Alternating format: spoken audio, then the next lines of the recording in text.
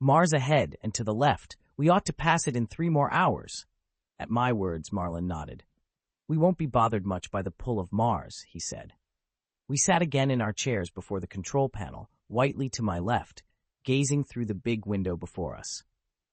Ahead and above and all around us there stretched a great panorama, stunning in its brilliance, the vast panorama of the starry heavens as seen from the airless interplanetary void. Blazing in their true brilliant colors on all sides of us, the hosts of stars were like jewels of light set in the black firmament. And as our flyer throbbed on through the great gulf of empty space at terrific speed, its acceleration still pressing us down somewhat in our chairs, we could see now, amid the flaming stars dead ahead, the far green spot of light that was Neptune, our goal, visible now to our unaided eyes in the clearness of empty space. Nearer toward us, and to the right, Jupiter was like a brilliant little disk of white light, now the 4 white points of its greater moons visible about it. To the left, too, yellow Saturn shone much brighter, while nearer toward us on the left, almost beside us, hung the dull red little shield, white-capped at its poles. That was Mars. Behind us, by this time, Earth had dwindled to a steady spot of bluish light that was like a tiny moon, the smaller spot that was Earth's moon gleaming near it. Hardly visible, as Earth was in the blinding glare of the great sun that beat upon us from behind, its great corona and mighty prominences appalling in their splendor, yet it was visible enough to show how far from it out into the void our flyer had already flashed. For 48 hours indeed, our great space flyer had rushed outward at a speed that had already reached over 1,000,000 miles an hour, and that was steadily mounting still beneath the terrific reaction of our great force ray, that great pale ray only visible at its ray-opening source, that was stabbing back with colossal power, and by the reaction of that push, sending us hurtling on at greater and greater speed. Out and out we had flashed, Randall and I relieving each other every 4 hours at the controls, and already now had almost reached the orbit of Mars, more than 50 million miles outward. Now, as Marlin and Whiteley and I gazed out toward it, the red disk of Mars itself was but several million miles from us, to the left and ahead. Gazing toward it, we could see clearly the great ice caps of the poles of Mars, brilliant white upon its dull red sphere, and could see clearly also the long straight markings upon it, a network of interconnecting lines that for long had been the subject of discussion and disputation among Earth's astronomers. It was with fascinated eyes that we gazed toward the red planet as we drew nearer to it, and now Randall had joined us, moving with great efforts against the acceleration pressure inside the flyer. Marlin, though, had turned the telescope by that time toward the crimson planet, was gazing intently toward it. Minutes he gazed before he straightened, shaking his head. There can be no doubt that those canals, those lines, are the work of intelligent creatures, he said. I saw great geometrical forms that seemed structures of some sort, but our space flyer is moving at such tremendous speed that it's all but impossible to get a clear focus on the planet in the telescope. We stared toward the red disk and its dark markings. If we could but stop there, who knows what wonders Mars may hold, what science? Whiteley mused. Marlin nodded thoughtfully. Neptune's our goal, and we can't stop for Mars now, whatever may be there. But if we succeed in our great task, if Earth is saved from this doom that Neptune's beings are loosing on the solar system, we'll come yet to Mars, and to all the others. In the meantime, I told them, Mars is pulling our flyer out of its course more and more. I thought our speed would take us by it, but it seems we'll have to use another ray. For even as we had gazed toward the red planet, I had noted from the dials before Randall that the gravitational pull of Mars upon our space flyer from the left was becoming more and more powerful as we approached it to pass it, and that it was pulling us slowly toward it, out of our course toward Neptune. Our deviation to the left was not great as yet, but even the slightest deviation we could not permit, since not only must we head as straight toward Neptune as possible to save time, but it was necessary that we avoid also the colossal force ray which was stabbing from Neptune across the solar system toward the sun's edge, which was turning that sun ever faster. That great force ray, invisible to us, but lying away to our left, we knew, would mean death for us if we blundered into it, would drive our flyer with titanic force and speed straight into the sun. So that now, as our space flyer moved nearer and nearer toward the distant red shield of Mars, pulled farther and farther out of its path toward Neptune, I swiftly manipulated the ray direction dials on the control panel, then grasped and threw open another of the 6 ray opening switches. At once there leaped from our racing flyer's side, from one of its ray openings there, a second great force ray, like that which stabbed from the flyer's rear toward Earth. This second ray, though, vaguely visible like the first at its source, but fading to invisibility in space, shot out toward the red sphere of Mars, away to our left. And in a moment more, as that light-swift ray reached Mars and pressed against the red planet with all its force, our flyer was being pushed away from it, was being pushed back to the right, back into its original line of flight. Thus we hurtled on, the great rear ray of the flyer pushing back with terrific force and sending us hurtling on through space, while the side ray, striking Mars with lesser force, was sufficient to keep us out of the red planet's grip as we flashed onward. Within a few hours, more Mars was behind us, its red sphere fading rapidly into a crimson spot of light to the left and behind.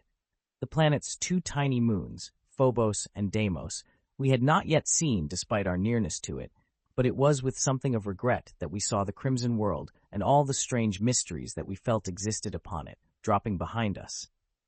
Neptune alone, as Marlin had said, was our goal, and on toward its calm green light dot we were rushing. I turned off our side ray, therefore, which was no longer needed to counteract Mars's pull, and we gave all our attention to the panorama ahead. Save for Neptune's distant green dot, the only planets now visible amid the brilliant hosts of stars before us were Jupiter and Saturn. Saturn was shining ever more brightly to the left, its strange ring formation already becoming visible to our eyes. But it was Jupiter that now dominated all the scene before us, his mighty sphere, its oblateness plainly visible, moving in majestic white splendor at the center of his 4 great moons. It was not the planets ahead that held my attention now, though, as our throbbing flyer raced onward, Mars and its orbit dropping behind. "The asteroids!" I exclaimed. "We're almost into their region now. We'll be among them soon." "And they're one of the greatest perils we'll encounter," Marlin said. "Hold ready to the controls, Hunt, for if we crash into one, it means our end, the end of Earth's chance." I did not need his admonition, though, to make me tense my hands upon the control switches, gazing intently forward. I knew we were now passing into one of the most dangerous regions of all the solar system, that great belt of whirling asteroids that lies between the orbits of Mars and Jupiter. More than 1,000 in number, ranging from the great sphere of Ceres, 480 miles in diameter, down to the smallest asteroids of a few miles diameter only, they whirled there around the Sun, between the 4 inner and our outer planets, their orbits a maze of interwoven circles and ellipses. The greater part of them were so small, indeed, that at the tremendous speed with which our space flyer was flashing on, they could be seen only in the moment that we rushed upon them. And yet in that moment, we must whirl aside from any before us, since otherwise, pulled closer by the asteroid's own gravitational power, we would infallibly crash into it and meet our doom. Steadily, therefore, we watched now, as hour followed hour, as our flyer rushed on with speed still slowly mounting, traveling finally at more than 2 million miles an hour. The throb of its 4 great generators was as steady as ever, and the pressure of its decreasing acceleration still weighed upon us, but already we had become accustomed to that pressure. So now while I gazed forth with Marlin ahead, Randall was at one of the right windows and Whiteley at one of the left, keeping a similar watch. And it was Randall, a few hours later, who sighted the first of the asteroids.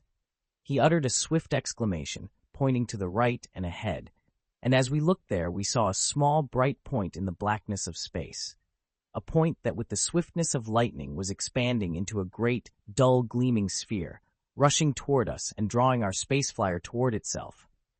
A moment we saw it rushing thus toward us, a great sphere of barren, jagged rock, airless and waterless, turning slowly in space, and then it was looming gigantic just beside us.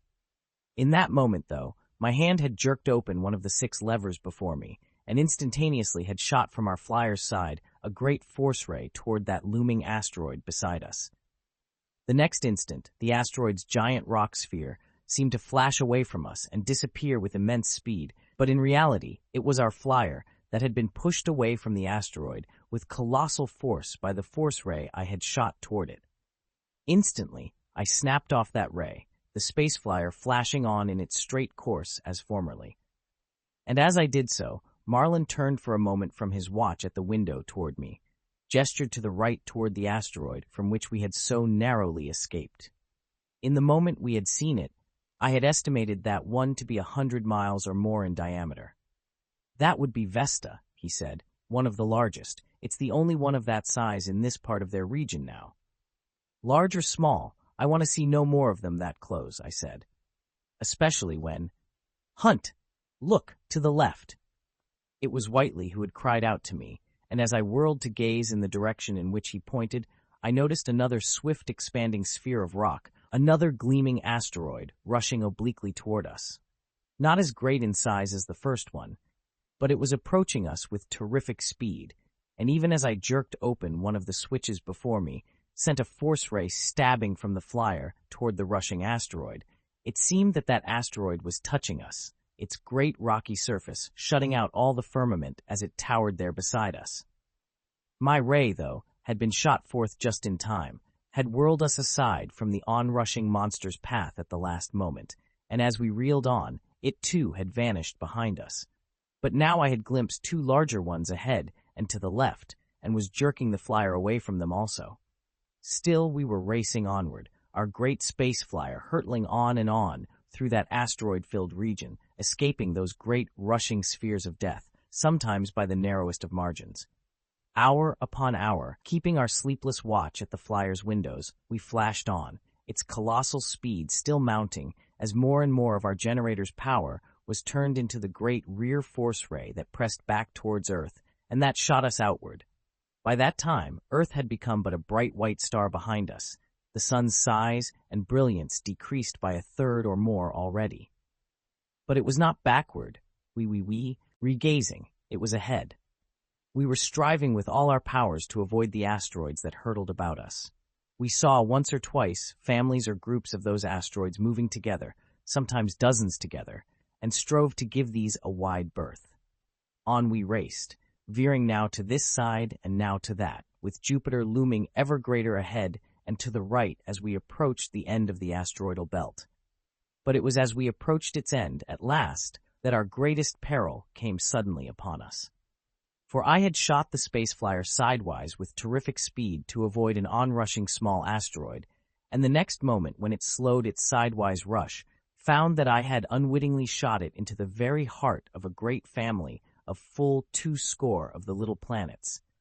All about us in that moment, it seemed, were asteroids, gleaming spheres at the very center of whose swarm our flyer flashed, and into which, by some miracle, our sidewise rush had projected us, unharmed. I heard the hoarse cries of Marlin and Randall beside me, in that moment the shout of Whiteley, and knew that only another miracle could ever take us out of that swarm unharmed. Already, in that split second, 3 of them were looming great to our right, another one ahead and to the left, and to escape one was to crash upon another. There was no time for thought, no time for aught save a lightning-like decision, and in that fractional instant I had made that decision, and as our flyer hurtled through the great swarm of asteroids, had shot out its great force rays to right and left and above and beneath us, driving out in all directions from our flyer as it flashed through the great swarm. There was an instant in which the space flyer seemed to be jerking and flashing in wild, aimless flight amid that swarm, as its striking force rays pushed it now to one side and now to another, away from the asteroids about us.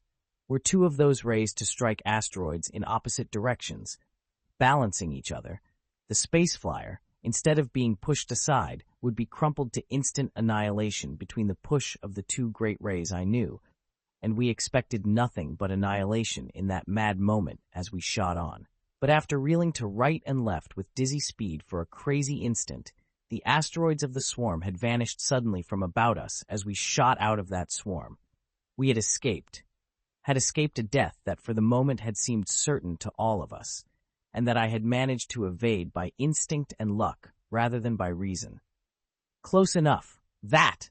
I exclaimed as we raced forward through the void on our straight course once more. "If we meet many more swarms like that, our chances of getting to Neptune are small." Marlin shook his head. "We seemed gone that time," he admitted, "but I think we're almost out of the asteroidal region now. We should be crossing Jupiter's orbit in another 24 hours. "The space flyer's doing 4 million miles an hour now," I said, glancing over at the space speed dial.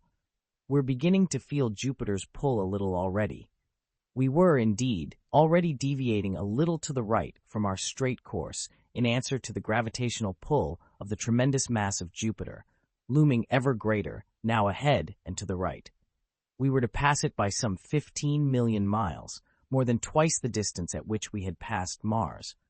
But the colossal planet, larger than all the other planets of the Sun together, was already attracting us strongly despite our terrific speed and momentum. For the time being, though, we gave it but scant attention, concentrating our attention, as we did, upon the watch for farther asteroids, since we had not yet emerged from their great belt between the orbits of Mars and Jupiter. Sleepy and weary as we were from our hours upon the watch, we dared not relax from that watch, and so Whiteley and Marlin and Randall still kept up their constant survey of the surrounding void, while I held the flashing 4G space flyer's controls, turning more and more of our generator's power into the great force ray that was hurtling us on. We had not dared to use the generator's power too swiftly upon our start, lest the too great acceleration kill us, despite our shock-absorbing apparatus. But steadily our speed, already colossal, was mounting, and we were racing on through the gulf toward the distant green spot of light that was Neptune.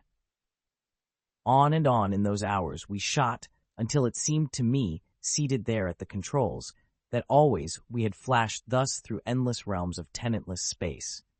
For now, but a few asteroids were sighted by our watching eyes, and the eventlessness and strange tension of our rush onward through space made it seem like a strange flight in some unending dream.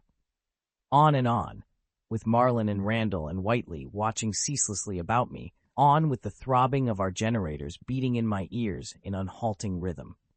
Behind us, Earth's bright white star was steadily growing smaller, but still our great force ray, stabbing ceaselessly back from our flyer with colossal power, was sending us racing on faster and faster with its huge reacting force.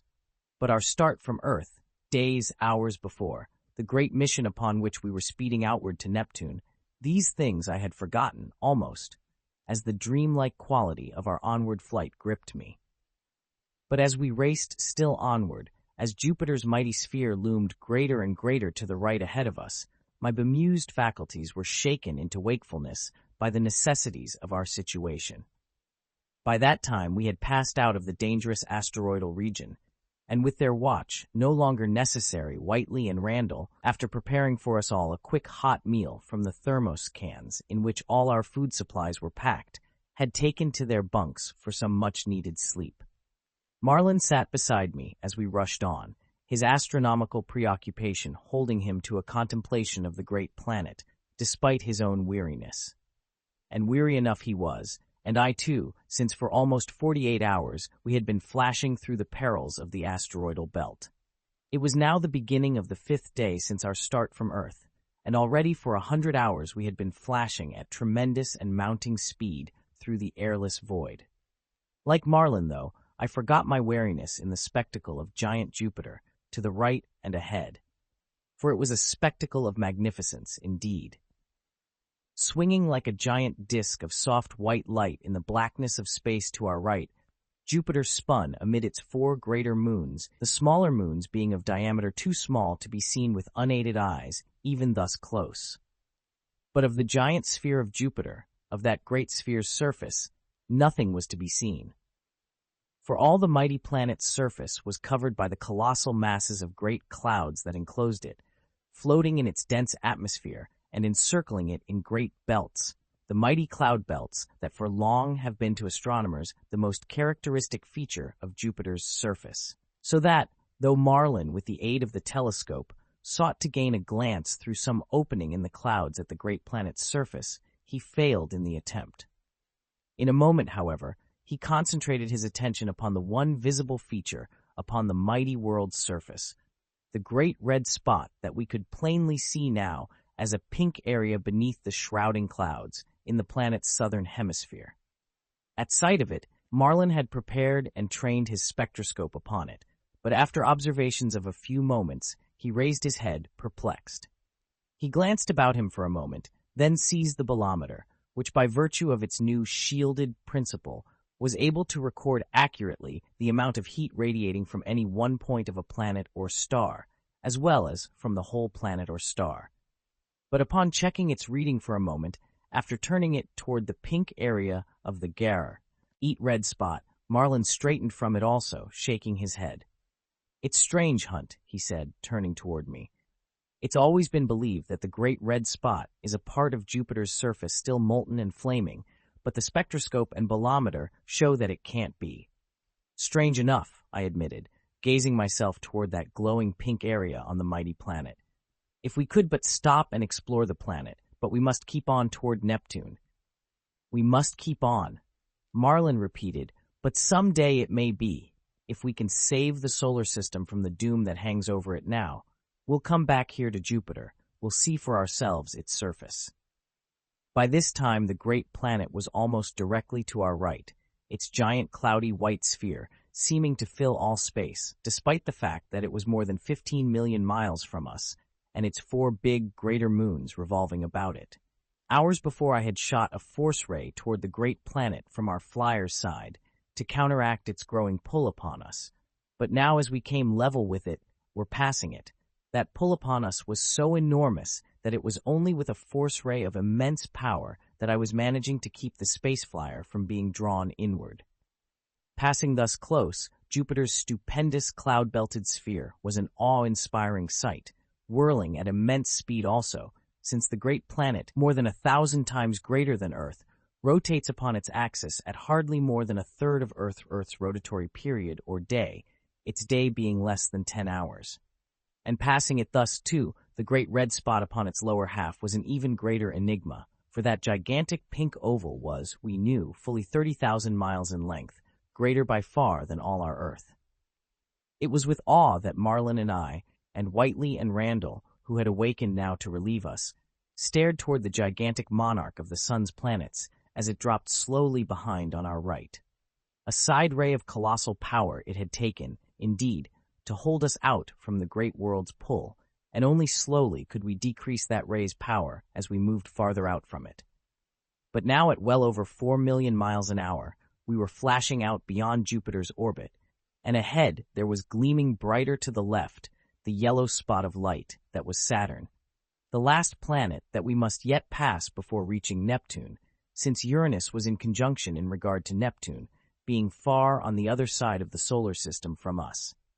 And as Randall now took my place at the controls, I pointed toward the little yellow glowing, ring-circled disk of Saturn ahead and to the left. "Keep the flyer heading straight toward Neptune, Randall," I told him. "We're going to pass Saturn uncomfortably close as it is, and we don't want to take any chances with it." Randall nodded, his gaze shifting from the steady green spark of Neptune far ahead to the growing yellow disk of Saturn. "I'll try to keep her straight," he said, grinning, "though I'm beginning to wish that, if there's to be trouble, it had come back on Mars or Jupiter."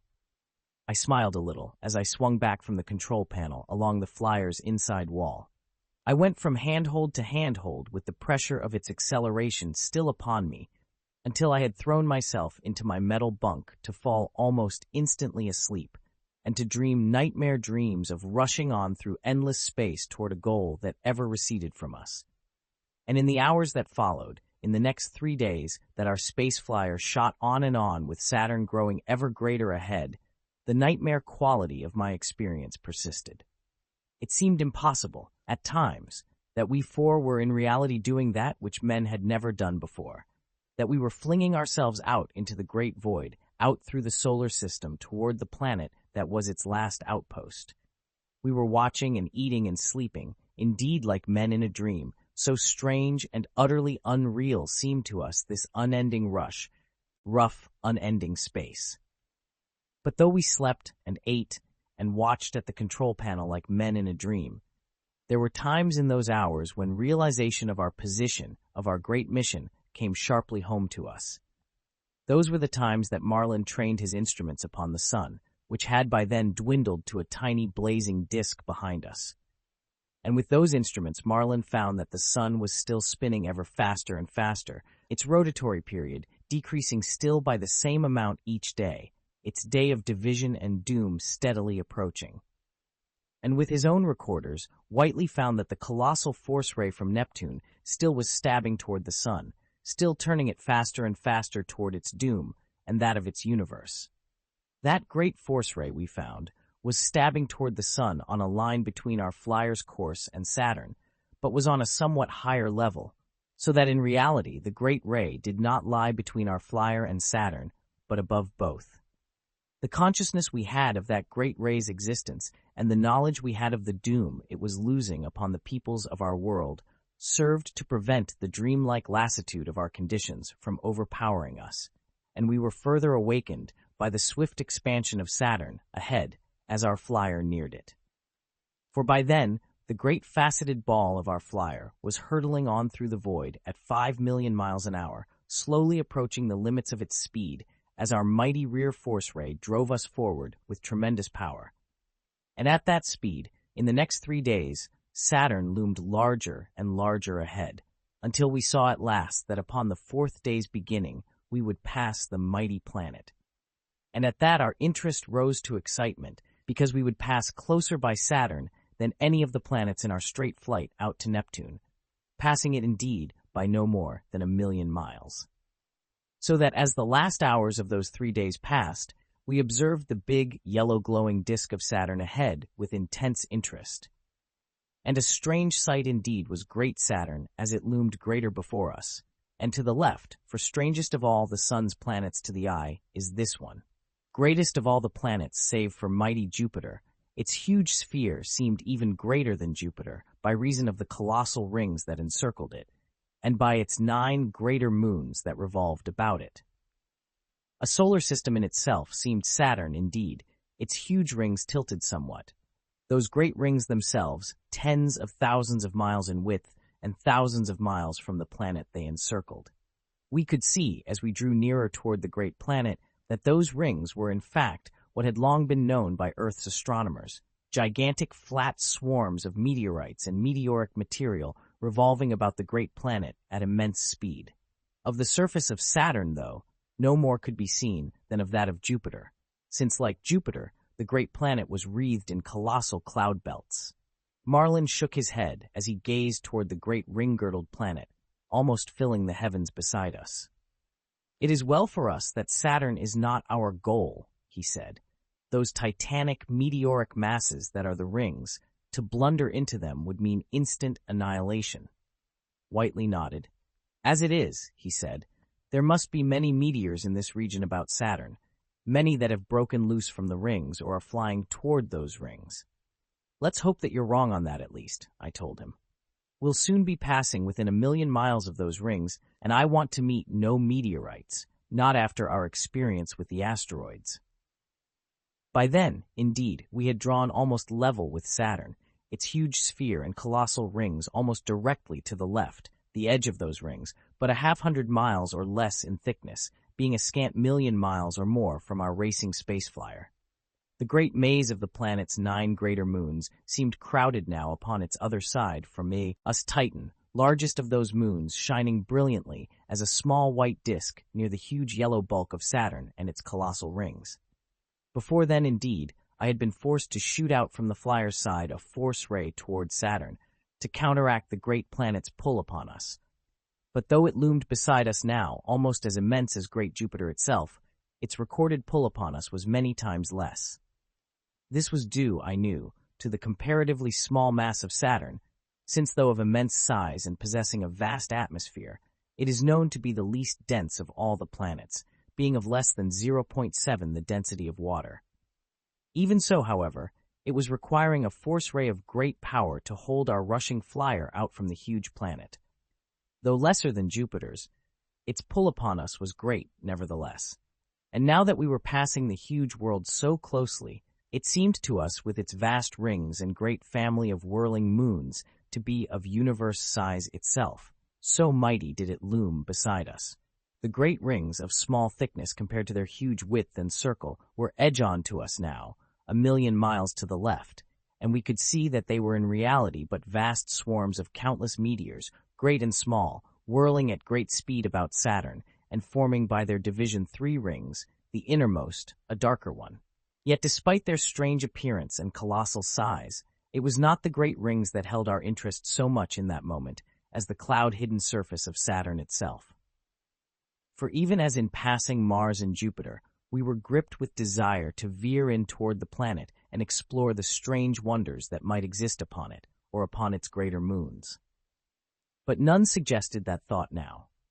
All 4 of us knew that only the growing green spot of light that was distant Neptune ahead must be our goal. As the flyer raced on, almost passing the huge planet now, Randall uttered a swift exclamation, pointing ahead and to the left a little.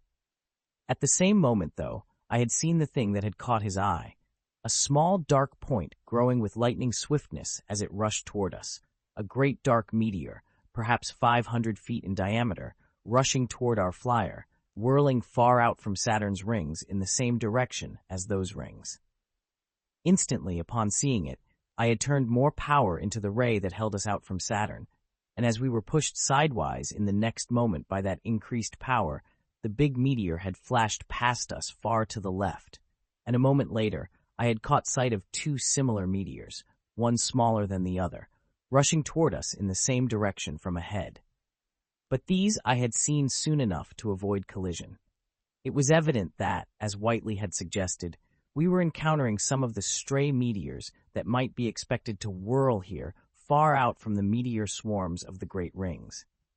And as we watched tensely now for more meteors, it was with something of awe that we gazed toward the huge rings that we knew to be rushing swarms of countless similar meteors.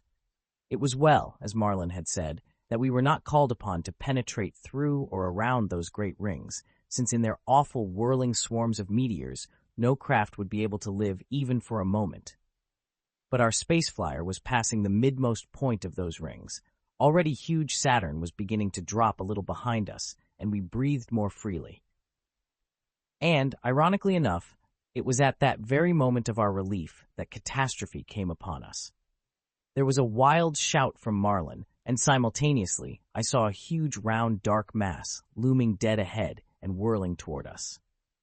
Just as I snapped open the control levers, that great dark meteor's mass had struck our onrushing flyer with a tremendous stunning shock.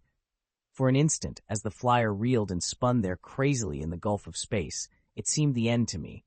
But in a moment more I realized that the great faceted walls had not been penetrated, for the air in the flyer was unchanged. Had those walls been pierced, the result would have been the instant freezing to death of all of us. But that death had not as yet come upon us, and as I struggled forward in my chair, I saw that the space flyer was still whirling crazily around from the shock, and that the throbbing of its great generators had ceased.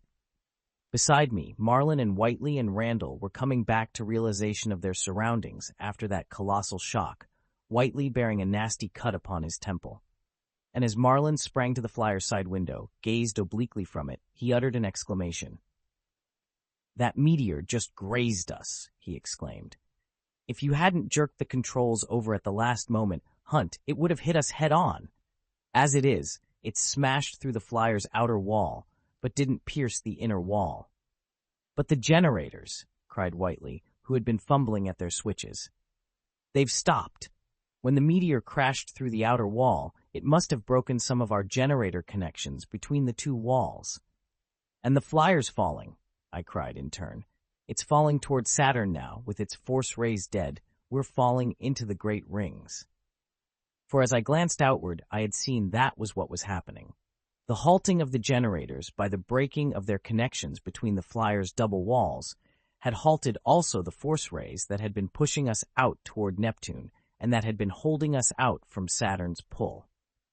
With the halting of those rays, the pull of the mighty planet had at once gripped our space flyer, and now we were moving at swiftly accelerating speed toward that planet's mighty bulk, toward the great rings, but 1,000,000 miles to our left. We're falling helplessly, faster and faster each moment, toward those mighty rings, toward their vast swarms of whirling meteors in which our space flyer and all within it could meet only an annihilating death.